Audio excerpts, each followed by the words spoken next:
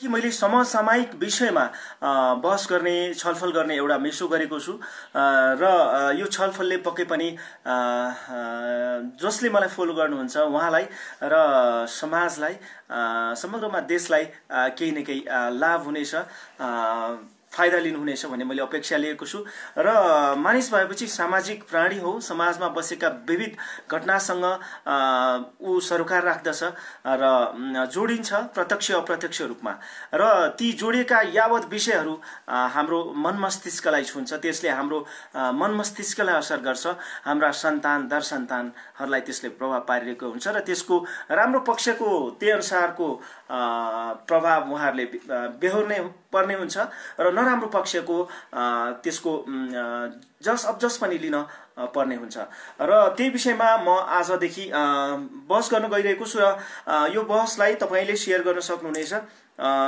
र आजको बहसको विषय मैले कोभिड-19 को विषयमा लिएको छु र कोभिड-19 ले विश्वलाई यति आक्रान्त पारेको छ विश्वको हरेक क्षेत्रलाई यसले जकडेको छ र यसले प्रभाव पारेको छ र यसले प्रभाव नपारेको देश कुनै पनि छैन विश्वभरि नै यसले प्रभाव पारेको छ र नेपाल पनि त्यसबाट अछुतो छैन नेपाल यति गरिब देश भइकन पनि जसरी सामना गरिरहेको छ त्यसको सम्मान गर्नुपर्छ जस्तो लाग्छ र हामी सम्पूर्ण नेपालीहरू एकजुट भएर घरमा बसेर जसरी साथ दियौं लगभग 45 दिन जति भइसकेको छ र अझै पनि दिन जति बाँकी छ 8 दिन जति बाँकी छ त्यसलाई अझै त्यही हिसाबले साथ दिनु होला भन्ने मैले अपेक्षा लिएको छु र केही कमी कमजोरी पक्कै पनि हुन्छ काम गर्दाखेरि नै गल्ती हुने हो र गल्तीलाई सुधार्ने मान्छे र सुधार्ने संस्था सुधार्ने व्यक्ति नै अगाडि बढ्ने हो र त्यसरी गल्ती भएका कमी कमजोरी भएका चीजहरूलाई सुधार्दै जानुपर्छ जस्तो लाग्छ मलाई र कति चीजहरू राम्रा पनि होलान् र नराम्रा पनि होलान् नराम्रा चीजलाई हामीले खबरदारी गर्नुपर्छ र राम्रा चीजलाई हामीले समर्थन पनि गर्नुपर्छ अन्धभक्त भएर नराम्रो चीजको मात्रै प्रमोसन गर्ने नराम्रो चीज मात्रै भन्ने गर्दाखेरि राम्रो चीज गर्नेलाई राम्रो काम गर्नेलाई मोरल डिप्रेस हुन सक्छ त्यो कारणले गर्दाखेरि हामीले मनोबल उच्च राख्नको लागि पनि राम्रो कामको प्रोत्साहन गरिदिनुपर्छ जस्तो लाग्छ र आज को विशेष कोरोना खबरहरू म सर यो हाम्रो पात्रो मार्फत मैले पढ्न गइरहेको छु आज के खबर छ त भन्ने विषयमा आज कपिलवस्तुमा 5 जना संक्रमित मुम्बईबाट फर्केका थिए तिनीहरू 5 जनालाई कोभिड-19 भएको प्रमाणित भएको छ 5 जना लकडाउनबाट चोर बाटोबाट नेपाल प्रवेश गरेका थिए 5 जना र यसरी भारतबाट संक्रमित हरू आउने र नेपालमा विभिन्न ठाउँमा जाने क्रम बढिरहेको छ र यो एकदम हानिकारक हुन सक्छ किनभने नेपालमा जति पनि कोभिड-19 को भाइरसहरू देखिएको छ सम्भवतः 99% मानिसहरू विदेशबाट आएका भारतबाट अथवा तेस्रो देशबाट आएका नागरिकहरू छन् र तिनीहरूले नेपालमा कोभिड-19 भाइरसलाई छरिरहेका छन् फैलाइरहेका छन् यसबाट जोगिनु हाम्रो लागि अति नै महत्त्वपूर्ण छ त्यसको लागि भारतबाट आउने जुन नाकाहरू छ जति पनि नाका छ त्यहाँ सिल गर्नुपर्छ र नेपाली सेना प्रयोग गरेर भए पनि त्यहाँबाट आवत जावत रोक्न पर्छ जस्तो लाग्छ मलाई र यदि कोभिड-19 को भाइरस को प्रभावलाई कम गर्ने बहानामा जसरी लकडाउन गरिराखिएको छ लकडाउन गरेको तुलनामा हामीले यसको टेस्टको दर पनि बढाएनौं भने यसको वैज्ञानिक आधारले टेस्टको दर पनि बढाएनौं भने लकडाउन गर्नुको कुनै अर्थ छैन यो पक्का पनि यसले घातक रूप लिनेछ त्यसको कारणले गर्दाखेरि जति लकडाउन लम्ब्याइएको छ त्यो अनुसारको हामीले नेपाल सरकारले तपाईको परीक्षणको दर पनि बढाउनु जरुरी छ र त्यसको लागि विशेषतः हामीले गर्नै पर्ने कुराहरू भनेको भारतको जुन सीमा छ त्यसलाई लक गर्नुपर्छ त्यहाँबाट आउने र जाने जुन कुराहरू छ त्यसलाई 100% रूपमा कन्ट्रोल गर्नुपर्छ भलै मानवीय आवश्यकताका चीजहरू ती खाद्यान्न होस् औषधि होस् अथवा यस्तै चीजहरू ल्याउने कुरामा हामीले अवरोध गर्नु हुँदैन त्यो बाहेकका चीज मानव आवजावत गर्ने कुराहरुमा चाहिँ हामीले पक्कै पनि रोक गर्नुपर्छ जस्तो लाग्छ र तेस्रो मुलुकबाट आउने त पक्कै पनि रोकिएको छ किनभने एयरपोर्ट सील छ एयरपोर्ट बन्द गरिएको छ र त्यसकारण तेस्रो मुलुकबाट चाहिँ आउन सक्दैन हामीलाई जोखिम भनेको भारतबाट आउने नेपाली दाजुभाइहरू अथवा भारतीयहरूबाट रहेको छ र विभिन्न खालका समस्याहरू देखिएको छ। जस्तै हिजो पनि सिंहदरबार अगाडि नेपालको मुटु सिंहदरबार अगाडि चाइनिजहरूको जुन वितण्डा देखियो, भलै त्यसमा मानवीय कुराहरू जोडिएर हामीले सहानुभूति देखाउन सकिएला, तर जे भएको छ त्यो गलत भएको छ र चिनिया दूतावासले पनि त्यसलाई कन्सर्न गरेको छ र त्यसलाई सम्बोधन गर्ने प्रयास गरेको छ र उसको वक्तव्य जुन आएको छ एकदम सराहनीय वक्तव्य आएको छ र नेपालीहरूले जसरी विदेशी जो नेपालमा बसिरहेका छन् उनीहरूलाई पनि साथ दिइरहेको छ। पक्कै पनि केही त्रुटि भएको होला, ती त्रुटि अथवा त्यो मानवीय संवेदनालाई हामीले कन्ट्रोल गर्नुपर्छ। मानवीय संवेदनाले यस्तो स्थितिमा काम गर्दैन। मानवीय संवेदनालाई मात्र ध्यानमा राखेर लकडाउनलाई खुकुलो पार्ने अथवा यस्तै यावत हामीले उपायहरू छोड्यौं भने त्यसले घातक रूप लिन सक्छ कोभिड-19 को लागि भन्ने मलाई लाग्छ। र कपिलवस्तुमा 5 जना भेटिएको कुरा थियो। त्यसपछि त्यस्तै यहाँ विभिन्न खालका कोरोना सम्बन्धी समाचारहरू रहेका छन् र कोरोना भाइरसबाट युरोपेली संघमा आबद्ध देशमध्ये इटलीमा सबभन्दा धेरै मृत्यु भएको खबर पनि आएको छ भर्खरै। र यसमा अघि मैले जोडेको थिएँ चिनिया दूतावासको कुरा थियो। चिनिया दूतावासले हिजो वक्तव्य जारी गरेको छ, 11:15 बजे जारी गरेको छ र त्यसले के भन्छ भने चिनियाले नेपालको कानुन पालना गर्नुपर्ने पक्षमा चीन वकालत गर्ने विज्ञप्तिमा उल्लेख गरिएको छ। उचित मागबारे भने नेपाल सरकारले ध्यान दिने भन्ने विश्वास लिएको छ चीनको दूतावासले। उसले आफ्ना नागरिक अन्तर्राष्ट्रिय उडान लामो समय स्थगित हुँदा खर्जाना हतारिएको जनाइएको छ। नेपालमा रहेका चिनियाको संख्या ठूलो रहेकोले चार्टर्ड उडानमा जान नपाएकाहरू भने जान प्रयत्न गरिरहेका छन्।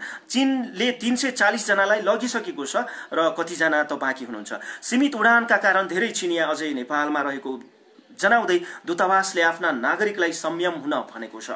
महामारीको यो कठिन घडीमा यस्ता घटनालाई संयुक्त रूपमा सम्हाल्दै अघि बढ्ने विज्ञप्तिमा उल्लेख गरिएको छ। र यो विज्ञप्ति चाइनाको जुन सरकार रहेको छ त्यसले भन्न सक्छ चाइनाका नागरिक चीनका नागरिकहरू नेपालमा सुरक्षित रहनेछन् र चीन दूतावासले समन्वय गरेर नेपाल सरकारसँग समन्वय गरेर ती चिनिया नागरिकहरूलाई लानेछन् भन्ने हामीले अपेक्षा गर्न सक्छौं।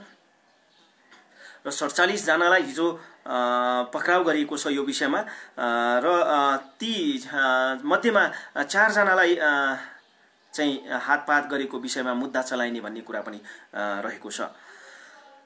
र यो रहेको थियो। र अघि अलिकति जोडेको थिएँ कोरोना भाइरसको कारणले जुन प्रभाव परेको छ त्यसको लागि लकडाउन सही कुरा हो, तर लकडाउनको बहानामा यदि हामीले टेस्टको दरलाई दायरा बढाउँदैनौँ भने नेपाल सरकारले यसलाई सही रूपमा एकदम गहन रूपमा सोच्दैन भने लकडाउन गर्नुको मात्रै उपाय यो राम्रो होइन र यसलाई हामीले विभिन्न खालका समस्यालाई सम्बोधन गर्दै गरिब जनताहरूको कुरा पनि छ, मजदुर वर्गको कुरा छ, ती मानवीय संवेदनाका कुरालाई पनि ध्यानमा राख्दै हामीले तिनीहरूको पनि उचित गाँस को व्यवस्था गर्दै हामीले लकडाउनलाई निरन्तरता दिने र हामी सम्पूर्ण नेपाली जनताहरू घरमा बसेर साथ दिनेको उपाय छैन। र यो बीचमा राजनैतिक तरङ्ग पनि आयो। 2वटा अध्यादेश आयो, नेपाल सरकारले ल्यायो, केपी ओली सरकारले, र त्यो अध्यादेशले गर्दाखेरि नेपालका राजनैतिक कार्यकर्ताहरू राजनैतिक नेताहरूले काम पाइरहेका थिएनन्। जब त्यो अध्यादेश आयो यसरी उछाल आयो नेपाली राजनीतिमा कोरोना भाइरसको जुन त्रासको कुरा भइरहेको थियो त्यो बीचमा त्यसले नेपाली समाजमा कोरोना भाइरसको कुरालाई पनि ढाकछोप गर्यो र नेपाली राजनीतिक तरङ्गले तरङ्गित गर्यो 1 हप्ता। र त्यो अध्यादेश राष्ट्रपतिबाट फिर्ता पनि भइसकेको छ र त्योसँग जोडिएका विभिन्न विषयमा चाहिँ संसद र पूर्व नेपाल प्रहरीका अतिरिक्तदेखि जोडिएका अपहरणका घटनाहरू पनि अहिले बहसमा छन् र त्यो बहसले विभिन्न खालका चाहिँ कानुनी प्रक्रियामा अगाडि बढेका छन्। त्यो कानुनी प्रक्रियाले त्यसलाई सम्बोधन गर्नेछ र केही दिनमा ती विभिन्न खालका कुराहरूको पट्टाक्षेप हुनेछ भन्ने हामीले अपेक्षा लिएका छौँ। र कोरोना भाइरससँग सम्बन्धित कुरा गर्दाखेरि तपाईँको कमेन्ट पनि म लिन चाहन्छु। तपाईँको केही सल्लाह सुझाव छन् भने र केही विषयमा बोल्न पर्नेछ अथवा केही त्यस्ता विषय छन् जो तपाईँको मनमा लागेको छन् भने कमेन्ट गर्नुहोस्। म यहाँ पढेर तपाईँको कमेन्टलाई पनि म सम्बोधन गर्नेछु र बिस्तारै निरन्तर यसरी सिक्दै जानेछु। यो मेरो आजको पहिलो लाइभ हो र पहिलो कार्यक्रम भएको कारणले गर्दाखेरि केही कमजोरी छ भने पक्कै पनि म त्यसलाई सहर्ष स्वीकार्छु र मान्छेको कमजोरीबाटै सिक्ने हो र बिस्तारै सुधार गर्दै जाने हो। गल्ती चाहिँ स्वीकार गर्नुपर्छ। यदि गल्ती गरेको छ भने गल्ती चाहिँ स्वीकार गर्नुपर्छ। त्यो मानवको चाहिँ यदि साँचो मानव हो भने त्यो चाहिँ स्वीकार्य हुनुपर्छ जस्तो लाग्छ र यसरी जिन्दगीमा सिक्दै जाने क्रम निरन्तर चल्नेछ भन्न चाहन्छु। र मेरो पेज रहेको छ कपिल कस्पाल श्रेष्ठ, यसलाई फलो गर्नुहोला। यसमा विभिन्न खालका भिडियोहरू तपाईँले हेर्न सुन्न सक्नुहुनेछ। साङ्गीतिक कार्यक्रमको कुरा गर्दाखेरि सङ्गीतसँग जोडिएको कारणले गर्दाखेरि नेपाली सङ्गीतहरू पनि सुन्न देख्न सक्नुहुनेछ। मेरा गीतहरू, मैले लिएका विभिन्न खालका सेलिब्रेटीका अन्तर्वार्ताहरू तपाईँले यो पेज मार्फत हेर्न सुन्न सक्नुहुनेछ। तसर्थ यो पेजलाई फलो गर्नुहोस्, सेयर गरिदिनुहोस्, बढीभन्दा बढी मलाई माया गरिदिनुहोस् भन्न चाहन्छु। र कमेन्टहरू आइरहेको छैन, आज पहिलो भएको कारणले पनि हुनसक्छ। केही कमेन्टहरू छन् भने दिनुहोला, म त्यसलाई पढ्ने प्रयास गर्नेछु, सम्बोधन गर्ने प्रयास गर्नेछु।